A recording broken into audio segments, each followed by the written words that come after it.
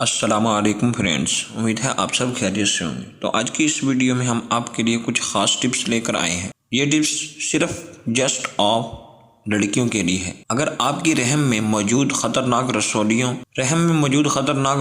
हो जाती हों, लेकिन आप डॉक्टरों के पास भी जा चुके हैं, मुख्तलिफ मेडिसिन, मुख्तलिफ सिरप, ऐसी चीज़ें इस्तेमाल की हैं जिससे आपको फ़ायदा नहीं हुआ, आपकी रहम में जो मौजूद रसौलियाँ थी उनका इलाज, उनका ट्रीटमेंट सही तरीके से नहीं हुआ और जिसकी वजह से आपको बहुत तंगी महसूस हो रही है। तो आज की इस वीडियो में हम यही बताएंगे कि रहम में मौजूद ख़तरनाक रसौलियों का इलाज कैसे करें। बस ये एक वजीफ़ा कर लें, अल्लाह के हुक्म के साथ रहम में मौजूद रसौलियाँ ख़त्म हो जाएंगी। लेकिन वो कैसे होगी? चंद दिन, चंद हफ्ते या चंद महीने करने से आपकी रहम में जो रसौलियाँ होंगी वो ख़त्म हो जाएंगी। वजीफ़ा आपने किस तरीके के साथ करना है?